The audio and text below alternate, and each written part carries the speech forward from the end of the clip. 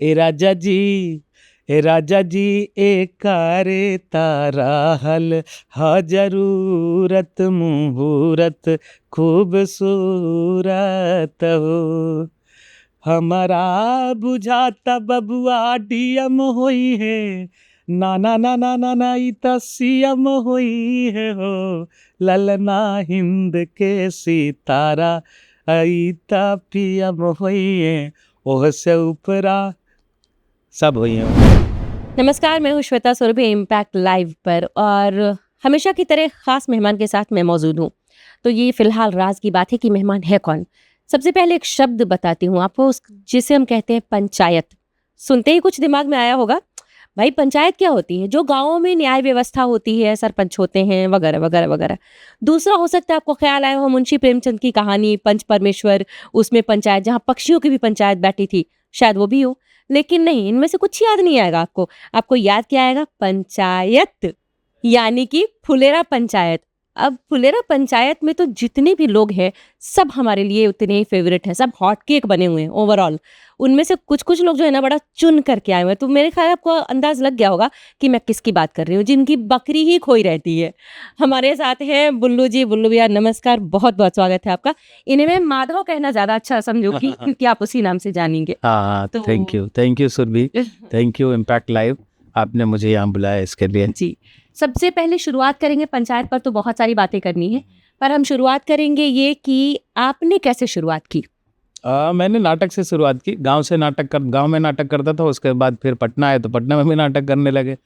नौकरी करनी थी वो छोड़ दिया, लगा कि अब चलो नौकरी क्या करना, अब यही करेंगे, एक्टिंग करेंगे। उसके बाद फिर झेलना शुरू किए, जो पैसे का दिक्कत और वो सब चलने लगा। तो सब करते करते करते करते काम मिलते रहा, हमेशा काम मिलते रहा, कुछ ना कुछ करते रहे, रेगुलर करते करते फिर पंचायत मिली और वो आज बहुत ठीक है।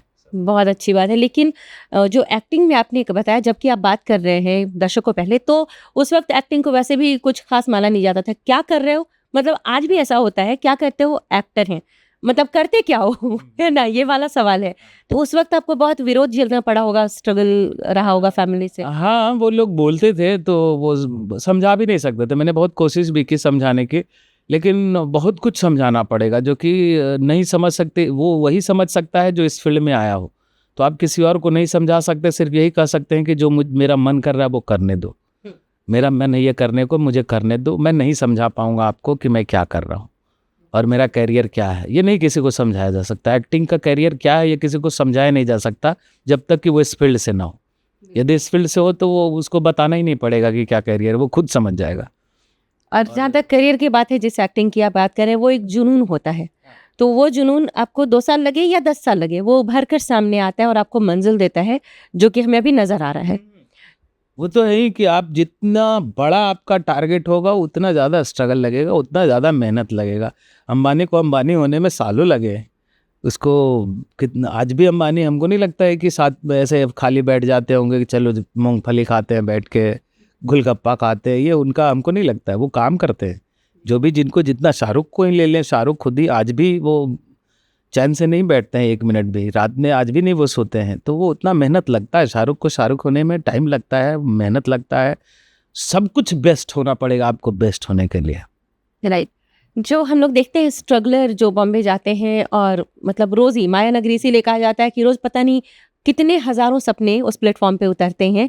कुछ पूरे होते हैं, कुछ टूटते हैं, कुछ खत्म हो जाते हैं। तो बिहार की बात कर रहे हैं या कहीं से भी, जो स्ट्रगलर सामने जाते हैं, मेहनत तो सब उतनी ही करते हैं और प्रतिभा सब में उतनी ही है। कुछ लोग निकल जाते हैं, कुछ नहीं निकल पाते। तो जो नहीं निकल पाते उनके बारे में आपका क्या सोचना और कहना है?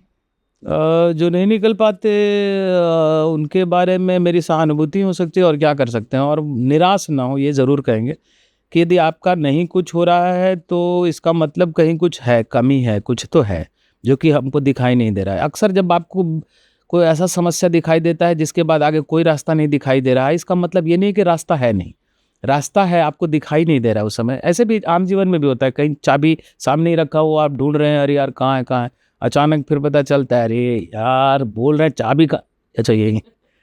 तो वो होता है कि आँख पे पर्दा पड़ा हुआ होता है आपको। तो वो आप खुद को चेक करें, कहीं कुछ गड़बड़ है उसको ठीक करें। और बड़ी खुशी से ही रहे वो। ऐसा नहीं है उस बात का लोड ले लें कि अब मुझसे नहीं हो सकता है, तो लोड मत लें, घर जाएं, खुश रहें, दोस्तों के आ जाएं, रिलेटिव्स के आ जाएं, जहाँ अच्छा लगता है वहाँ घूमने जाएं, फिर से कोशिश करें। फिर से ये मैथ वाला जो हिसाब किताब होता था ना, वही हिसाब किताब होता है कैरियर का। हमको लगता है कि आपको रेगुलर प्रैक्टिस करना होता है। मैथ में भी होता है ना, कि यदि सवाल नहीं बन रहा है तो आप दिन भर यदि उसमें लग जाएं तो वो बन जाता है। तो वही होता है, हमको लगता है कि हमारे इस फील्ड में कि आपका करियर में नहीं कुछ हो रहा है तो आप लगे रहिए, फोकस होकर के लगे रहिए, आपका होगा कुछ ना कुछ। बिल्कुल। मुझे ये बात बहुत पॉजिटिव और बहुत सही लगी कि जो स्ट्रगलर कहते हैं कि कुछ नहीं हो सका, शायद कहीं कोई कमी रह गई, कुछ छूट गया, हाँ, तो उस पर फिर से काम करना है। तो अंदर से कुछ ईगो आ जाता है या कुछ तो होगा, जो कि जैसे मुझे लगता है कि मैंने गुटरू गुटरू की बलछनमा किया और ये सब करने के बाद मुझे काम नहीं मिला। तो अब से हिसाब किताब करते हैं तो मुझे लगता है, उस समय मुझे भी लगता था यार इंडस्ट्री को क्या हो गया है, ये कोई पूछता नहीं है, नेपोटिज्म है और ये है वो है। लेकिन दरअसल उस समय हम खुद भी गायब हो गए। हम खुद गायब होकर पटना में थिएटर कर रहे हैं या गांव पे हैं तो मौज में हैं, तो वो सब ख्याल नहीं किया हमने। वो यदि ख्याल करते तो शायद उस समय भी और कुछ अच्छा हो सकता था, उस समय और भी कुछ अच्छा कर सकते थे। लेकिन ठीक है, उसको जब सुधारे तो कुछ ना कुछ मिला, अच्छा हुआ। मतलब अपॉर्चुनिटीज की कमी नहीं है, हमें बस ढूंढते रहना है, वो कहीं ना कहीं मिल जाएगा। ये नहीं है कि मौका एक बार मिलता है, मौके बार बार मिलते हैं। यदि आप ईमानदारी से और सावधानी से काम कर रहे हैं तो मौके तब तक मिलेंगे जब तक आप अपने करियर में संतुष्ट नहीं हो जाते हैं। बात है। और जहाँ तक बात है थिएटर की, तो थिएटर से आप कैमरे के सामने गए तो एक मंच पर अभिनय करना जो डायरेक्ट होता है, जहाँ कोई रीटेक नहीं होता है, और ये है रीटेक वाला सवाल है, यहाँ पे सपोज स्क्रिप्टेड है, आप बार बार आप मौका ले सकते हैं। कैसा फ़र्क लगता है आपको थिएटर और थिएटर और सिनेमा में फ़र्क जो है वो सिर्फ इतना है कि यहाँ का जो प्रोफाइल है, प्रोफाइल होता है ना, प्रोफाइल का, वहाँ यहाँ थिएटर में जो प्रोफाइल है वो जब मैं ऐसे करता हूँ तो मुझे पता है कि क्या दिख रहा है। यहाँ का मुझे आदत हो गया है कि मैं कौन सा डायलॉग में कैसे कब बोलूँगा, कहाँ ऐसे उंगली करूँगा। यहाँ भी मैं ऐसे उंगली कर दूँ तो मेरा चेहरा ढक गया ना रंजीत जी। यहाँ यदि उंगली करना होता है स्क्रीन पे तो ऐसे करना होता है, ए रुको, ऐसा नीचे करना होता है चेहरा का। लेकिन थिएटर में सीधा करते हैं, ए रुको। तो ये सब प्रोफाइल का अंतर है और आपका प्रोजेक्शन का अंतर हो जाता है। जैसे अब मैं अभी आपसे बात कर रहा हूँ तो ये हो गया, यदि मैं ड्रामा में यही बात कर रहा होता तो ऐसे बात कर रहा होता कि मैं ऐसा बात कर रहा होता, क्योंकि वो यही सब थोड़ा बहुत अंतर है। अब बाकी सब चीज़ प्रैक्टिस का चीज़ है।